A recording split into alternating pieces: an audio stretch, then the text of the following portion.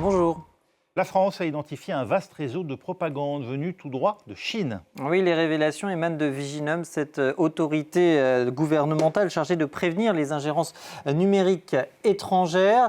Et cette enquête donc a permis de découvrir un réseau de pseudo-sites d'actualité en plusieurs langues lancé dès 2025. Son nom, Fan Mianzhu, en gros ça veut dire masque de la personne parfaite. Cette enquête, elle se base sur les conclusions de l'été dernier de la société américaine de cybersécurité Graphica, qui avait mis au jour pas moins de 11 sites web et 16 comptes anglophones de réseaux sociaux, que ce soit Facebook, X, Instagram ou encore Mastodon, qui relayaient en fait des comptes de la chaîne de TV chinoise CGTN et les relayait en plusieurs langues. Et après plusieurs mois d'enquête, Viginum a ainsi pu établir que ce ne sont plus 11, mais désormais 13 pseudo-sites qui étaient tous directement liés à CGTN, qui est elle-même directement liée au Parti communiste chinois.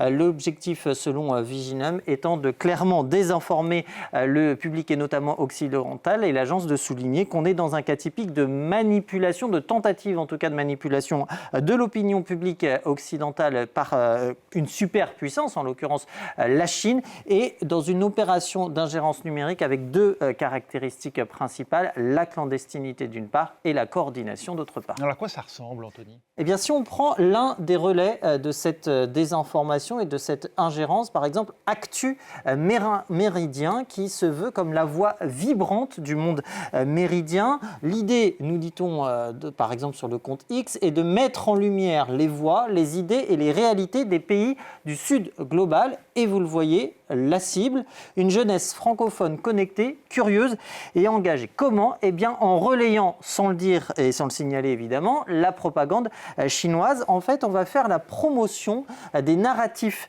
chinois dans différents domaines. Par exemple, la Chine, leader en matière de transition écologique, la Chine, leader du Sud global, la Chine puissante sur les réseaux sociaux, etc., etc. On a même des articles qui indiquent que la France a tout intérêt à s'aligner sur précisément les intérêts chinois, le tout sans avoir peur évidemment de travestir la réalité. Le mode opératoire est assez simple, donc un mode dont Viginum montrera que les articles qui sont à l'origine écrits par CGTN vont ensuite passer le filtre de l'intelligence artificielle pour être traduits dans plusieurs langues et aussi être adaptés à un vocable finalement assez jeune, puisque je vous le disais que la cible était quand même plutôt la jeunesse. Et à noter aussi que depuis fin décembre, sur 2975 articles qui ont été publiés sur CGTN, 2307 ont finalement pu se retrouver sur ce réseau Fan Mianzhu.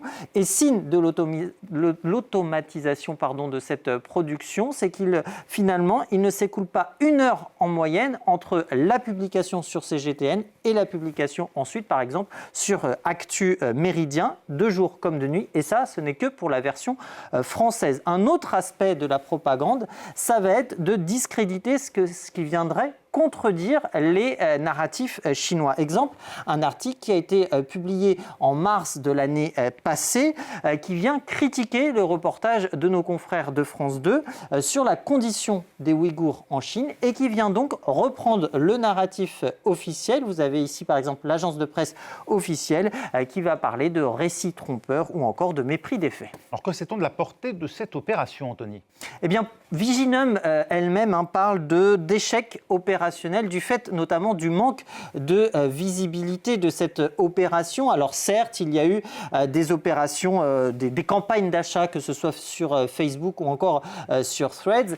89 pays ont été visés essentiellement en Afrique francophone, mais finalement, on ne dépasse pas les 15 000 visionnages. C'est donc pas énorme. Et le site Actu Méridien dont je vous parlais n'émet plus, en tout cas ne publie plus depuis janvier. Mais parce que ces sites montrent clairement la volonté de la Chine d'imposer son récit, et ce, y compris de manière clandestine, eh bien, Viginum insiste sur cette montée en puissance et notamment sur le fait que cela pourrait s'intensifier au fur et à mesure que l'on s'approche de l'élection présidentielle ici en France. Merci Anthony, c'était Info Intox avec Anthony Saint-Léger.